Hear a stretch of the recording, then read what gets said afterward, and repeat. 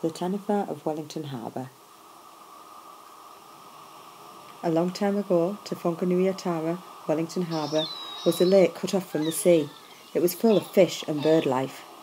2 Taniwha lived in this lake at the head of the Fish of Maui. Their names were Naki and Whaitaitai. Naki and Whaitaitai had a great life in their lake. Naki used to race around, chasing fish and eels and leaping after birds. Whaitaitai preferred to laze on the lake shore, sleeping and dreaming. When Naki and Whaitaitai were on the south side of the lake, they could hear the crashing waves of the ocean. They asked the seabirds about the sea. The birds said that it was very big, deep, and had many fishes. Whaitaitai used to dream about being in the sea, making noises with his throat, while Naki would swish his tail to make waves like the sea. As the years passed and the Taniwha grew bigger, the lake felt too small. Naki convinced Whaitaitai that they both needed to break free from the lake and move into the big, deep sea. One summer morning, Naki began speeding around the lake, shouting, "Today is the day I will break free of this lake and swim in the endless sea." Whaitaitai was excited. Naki crossed to the north side of the lake, coiled his tail to a huge spring shape. He let his tail go. Naki smashed the huge rocks, creating a pathway to the Cook Strait. He was finally free. Whaitaitai followed.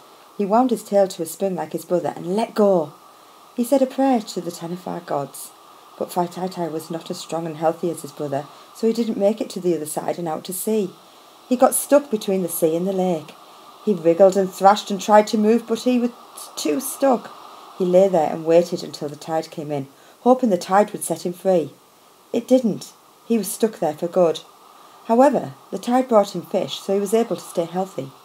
Over time, Whaitaitai made friends with birds and sea creatures who helped him to be happy. One morning, there was an earthquake under the ocean floor. Whaitaitai was lifted out of the water and away from the sea. Whaitaitai knew his life would end, so he said goodbye to all of his friends. When he died, his spirit transformed into a bird, Takeo, who flew to the closest mountain, Matarangi, Mount Victoria, and watched all the birds and sea life that gathered around to say goodbye. Takeo then set off to the Taniwha spirit world. Over the years, Whaitaitai's body turned to stone and is known today as Haitaitai. Naki was never seen again. It is believed that he resides in the Cook Strait. When the sea is calm, Naki is off exploring the Pacific Ocean. If the sea is rough, then Naki is at home, chasing the fish to satisfy his Taniwha hunger. This is the story of Naki and Whaitaitai, the Taniwha of Wellington Harbour.